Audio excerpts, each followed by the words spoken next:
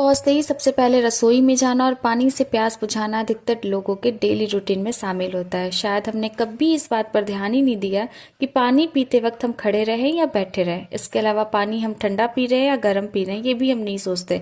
हैरान करने वाली बात तो ये है कि पानी पीने का भी एक तरीका होता है और अगर आप उसे सही तरीके से फॉलो करते हैं तो बहुत सारी समस्याओं से दूर रह सकते हैं। ठीक उसी तरीके से जिस प्रकार दूध पीने का भी एक तरीका होता है। तो चलिए फ्रेंड्स, आज के वीडियो में हम सभी जानते हैं कि पानी पीने और दूध पीने के सही तरीके क्या क्या होते हैं और अगर हम उन नियम को अच्छे तरीके से फॉलो करते हैं तो हम कई सारी बीमारियों से आराम से बच सकते हैं। अक्सर आपने सुना होगा कि जब कभी भी हम बाहर से आते हैं और फटाफट से पानी पीने लगते तो घर में लोग टोकने लगते हैं कि पानी धीरे पियो, बाहर से आकर एकदम से ठंडा पानी मत पियो, पानी बैठ कर पियो, वगैरह वगैरह। लेकिन हम ये सब बातें सुनने के बाद भी अनसुना कर देते हैं। चलिए जानते हैं उन सारी बातों के पीछे सच्चाई क्या है, पानी और दूध को किस तरीके से पिए ताकि वो हमारे शरीर के लिए लाभकारी हो।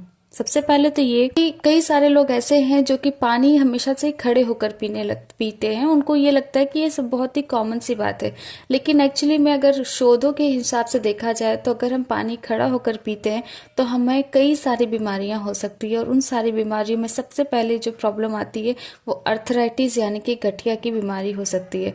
अगर आप खड़े होकर पानी पीते हैं तो आपका जो पानी पीना होता है खड़े होने से वो हमारे शरीर के अंदर फ्लूइड्स का बैलेंस बिगाड़ सकते हैं, जिसके कारण हमारे जोड़ों में तरल पदार्थ यानी कि लिक्विड ज्यादा मात्रा में जमा होने लगती है और जो कि आगे चलकर बीमारी का कारण साबित होती है। हेल्थ स्पेशलिस्ट की माने तो अगर आप खड़े होकर पानी पीते हैं तो वो पेट के अंदर फैलने लगता है, जिसके कारण आगे चलकर जो हमारा पाचन संस्थान है वो बिगड़ सकता है और इसका प्रभाव सीधा हमारे गैस्ट्रोइंटेस्टाइनल ट्रैक पर पड़ता है।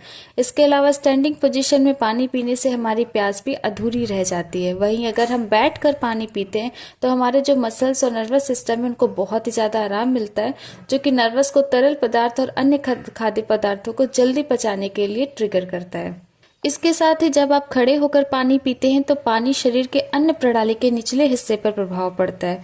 इससे पेट और अन्न प्रणाली के बीच का जोड़ इंस्फिक्टर प्रभावित होता है। इससे पेट में जलन का अनुभव होता है, जो कि बाद में जाकर अल्सर और सीने में जलन का कारण बनता है। इसके साथ ही किडनी जो है वो हमारे शरीर में पानी की क्लीनिंग के लिए काम आता है। खड़े होकर पानी पीने से होता ही है कि किडनी की सफाई नहीं हो पाती और जो भी डस्ट पार्टिकल्स होते हैं वो किडनी में जमा होने लगते हैं, जिसके कारण होता ये है कि हमारा जो बॉडी है वो किडनी पूरी तरीके से सफाई नहीं कर पाता, प्यूरिफाई नहीं हो पाता और गंदगी किडनी में ही जमा होने लगती है, जिससे कि बाद में यूरिन पास करते वक्त जलन महसूस होने लगता है, दर्द महसूस होने लगता है और फ्यूचर में आके ये किडनी स्टोन वगैरह की भी प्रॉब्लम करती है। पानी तो हमने जान लिया, अब चलिए जानते हैं फ्रेंड्स दूध के बारे में। तो आयुर्वेदा के हिसाब से दूध खड़े होकर पीना चाहिए। इससे दूध आसानी से डाइजेस्ट हो जाता है, क्योंकि दूध खड़े होकर पीने से उसका सीधा प्रभाव हमारे पाचन तंत्र पर नजर आने लगता है। दूध हमारे शरीर में आयुर्वेद के मुख्य स्तंभ वात, पित्त और दोष को नियंत्रित करने का काम करता है।